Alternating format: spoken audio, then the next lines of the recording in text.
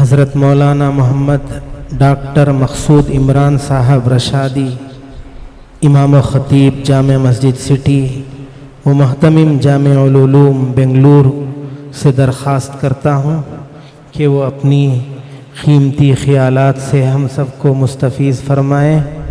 حضرت والا بھی حضرت حکیم الملت رحمۃ اللہ علیہ پر PhD کیے ہیں اور ایک کتاب اوج شرف کے نام سے 2 جلدوں میں انہوں نے جمع فرمایا، اس کی تالیف فرمائی، جس میں انہوں نے حضرت حکیم الملت رحمۃ اللہ علیہ کے تمام منثور اور منظوم خطابات کلام سب کو انہوں نے جمع فرمایا۔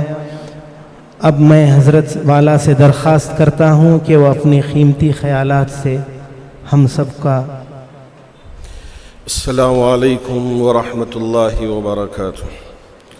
الحمد للہ رب العالمین والصلاة والسلام علی سید الانبیاء والمرسلین محمد وآلہ واصحابہ اجمعین، اما بعد فاعوذ باللہ من الشیطان الرجیم، بسم اللہ الرحمن الرحیم۔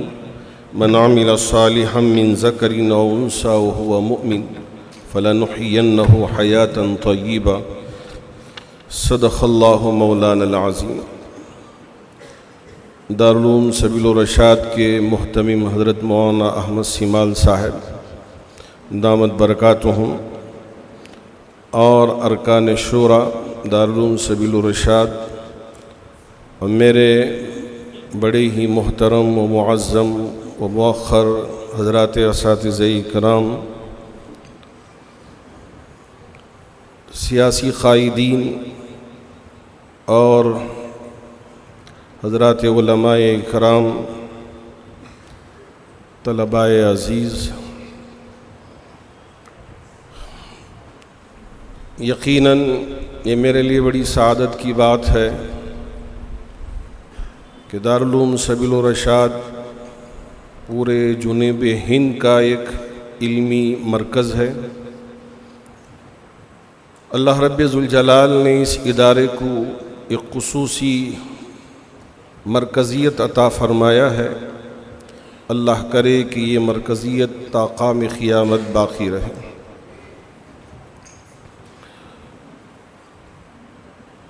حضرت مولانا شاہ ابو السعود صاحب رحمۃ اللہ علیہ، جن کو ہم اور آپ بڑے حضرت کے نام سے جانتے ہیں، مانتے ہیں، اور آپ کی اصلاح، آپ کی تربیت کو ہم نے قریب سے دیکھا ہے۔ حضرت رحمۃ اللہ علیہ نے جہاں چمڑوں کو صاف کیا جاتا تھا، انسانوں کو صاف کرنے کا انتظام فرمایا۔ پھر اس مرکز کو حضرت کے فرزند ارجمن اور ہماری ریاست کے امیر شریعت ثانی، اور آپ کو خطاب بھی دیا گیا حکیم الملت کا، اور دارالعلوم سبیل الرشاد کے محدث کبیر بھی رہے اور مفتی اعظم بھی رہے، اور ساتھ ساتھ بہت ہی کامیاب محتمم بھی رہے۔ اللہ نے آپ کو بولنے کا سلیقہ بھی عطا کیا تھا اور سمجھانے کا سلیقہ بھی عطا کیا تھا، اور آپ کا چلنا، بیٹھنا، بات کرنا، یقیناً ہم نے آپ سے ہی سب کچھ سیکھا ہے۔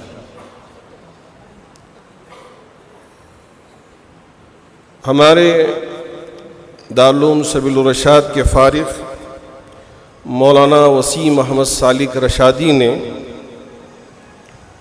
اشرف التذکار کو ترتیب دیا اور اس کی تالیف فرمائی، جس پر میں دل کی گہرائیوں سے مبارکباد پیش کرنا چاہوں گا، اور اس کتاب کو منظر عام پر لانے کے لیے ہمارے محترم محروز صاحب نے اپنی محنت کی گاڑی کمائی کو اس پر لگایا، اس پر بھی آپ کو مبارکباد پیش کرنا چاہوں گا۔ یقیناً حضرت رحمۃ اللہ علیہ کے اندر طبیعت میں ایسی سادگی تھی کہ جب میں حضرت رحمۃ اللہ علیہ کی خدمت میں پہنچ کر حضرت سے اجازت لی کہ حضرت آپ کی حیات و خدمات پر میں پی ایچ ڈی کرنا چاہتا ہوں، تو حضرت رحمۃ اللہ علیہ نے مجھ سے فرمایا، بابا اگر آپ مجھ پر پی ایچ ڈی کریں گے تو آپ کی پی ایچ ڈی قابل قبول ہی نہیں ہوگی۔ تو میں بھی حضرت رحمۃ اللہ علیہ سے بالکل صاف انداز میں کہہ دیا، حضرت اگر یونیورسٹی پی ایچ ڈی کو قبول نہیں کرتی وہ یونیورسٹی ہی ختم ہو جائے گی، اس لیے کہ اللہ نے آپ کو وہ مقام و مرتبہ دیا ہے جو سارے عالم میں مسلم ہے، اور آپ کو اللہ نے وہ کمال عطا کیا ہے جو سب مانتے بھی ہیں جانتے بھی ہیں۔ حضرت رحمۃ اللہ علیہ 1950 پر 7 میں نعت لکھی تھی، نظمیں لکھے تھے، اور جب حضرت کے دفتر میں پہنچ کر حضرت سے گزارش کی حضرت وہ ذرا کلام دے دیں، تو حضرت رحمۃ اللہ علیہ نے فرمایا، چھوڑیے بابا، وہ کہاں، اس کو چھوڑ دیں، اس کی ضرورت نہیں ہے۔ لیکن ہم بھی شاگرد ہی تھے تو پیچھے ہی پڑ گئے، نہیں حضرت وہ کلام ہی سے یہ کتاب مکمل ہوگی، اگر کلام نہ ہو تو کتاب مکمل نہیں ہو سکتی۔ آخر کار حضرت نے بالکل کاپی میں وہ سارا منظوم کلام جمع کیا تھا، بالکل ترتیب سے ایک ایک چیز کو حضرت نے لکھا تھا، اس کو اٹھا کر میرے پاس دیا۔ چونکہ آج کل کے زمانے میں اسکینر آ گیا ہے، میرے موبائل میں بھی اسکینر تھا، تو میں نے پورے صفحات کو 10 منٹ میں اسکین کر کے حضرت کی کاپی حضرت کے حوالے کر دیا۔ تو حضرت رحمۃ اللہ علیہ نے مجھ سے پوچھا، بابا آپ تو لے جانے والے تھے، پھر واپس کر رہے ہیں، کیا قصہ؟ حضرت رحمۃ اللہ علیہ سے میں نے فرمایا، حضرت میں نے اس کو میرے موبائل میں لے لیا۔ اتنا جلدی لے لیا؟ کہاں سے لے لیا؟ تو حضرت کا ایک عجیب انداز تھا۔ تو حضرت رحمۃ اللہ علیہ سے میں نے فرمایا، حضرت آج کل اسکینر آ گیا ہے، یہ ساری چیزیں جس طرح سے زیرکس ہو جاتی ہیں کاپی، اسی طرح ساری چیزیں، اچھا مجھے بتائیے، میں دیکھنا چاہتا ہوں۔ حضرت رحمۃ اللہ علیہ نے اس کو دیکھا، پھر اس کے بعد ایک ایک صفحہ پلٹاتے گئے، اس کے بعد فرمایا، اچھا یہ بھی ہو گیا ہے، اب پھر ہم بھی بچ نہیں پائیں گے، ہم کو بھی اسکین کر دو گے۔ یا میرے اللہ! اور جب حضرت بیان کرتے تو ماشاءاللہ خطابت میں اتنی چاشنی، اتنی سادگی، اور بات چیت میں اتنی زبردست قوت، اور الفاظ میں اتنے پیارے الفاظ، سننے والے سمجھتے کہ آپ لکھنؤ سے تشریف لائے ہیں۔ حضرت رحمۃ اللہ علیہ بھی مجھ سے فرماتے تھے کبھی کہ لوگ مجھے لکھنؤ والے سمجھ جاتے ہیں، میں تو تمل ناڈو کا ہوں بابا، ان لوگوں کو پتہ نہیں ہے۔ اور اللہ رب ذوالجلال نے حضرت رحمۃ اللہ علیہ کو اتنا تقوی اور اتنا علم عطا فرمایا۔ مشکات العلوم بنگلور میں اجتماعی نکاحوں کا موقع تھا۔ اب جب نکاح پڑھانے کا وقت آیا تو دو ہی، یعنی ایک ہی نام کے 2 شخص تھے۔ جب ناظم اجلاس نے نام پکارا تو ایک صاحب بیٹھ گئے، نوشو صاحب، تو حضرت نے نکاح پڑھا دیا۔ بعد میں پتہ چلا کہ وہ نوشو نہیں ہے، کوئی اور نوشو ہے۔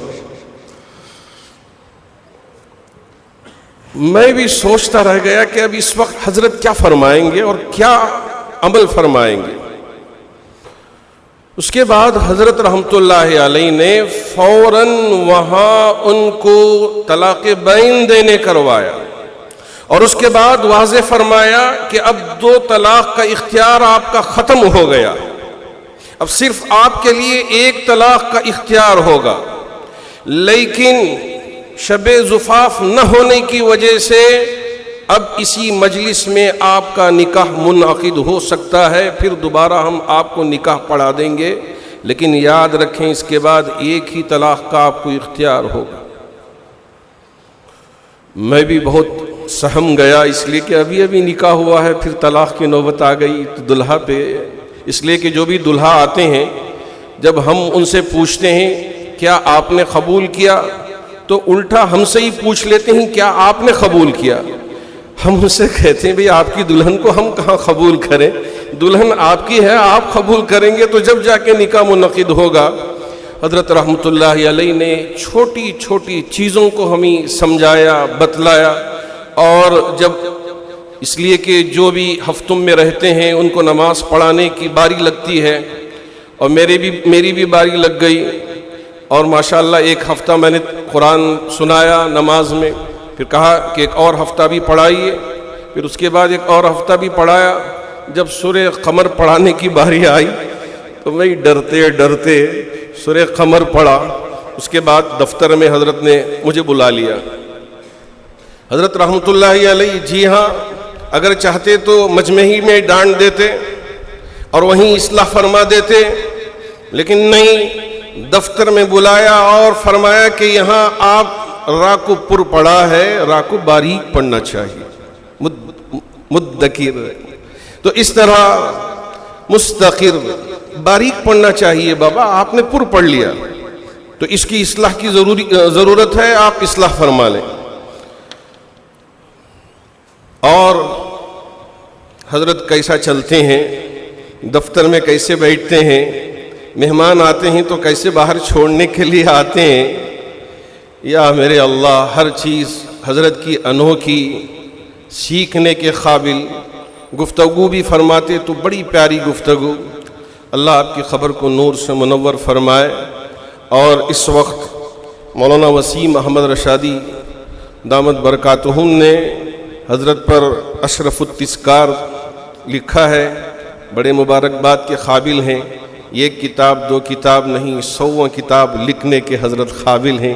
انشاءاللہ امید کرتا ہوں کہ آئندہ آنے والے دنوں میں ہمارے تمام دوست احباب بھی اس طرف متوجہ ہوں گے، اور ہمارے اساتذہ اکرام کے سلسلے میں بھی، اس لیے کہ ہر ایک استاد ایک الگ خصوصیت رکھتا ہے۔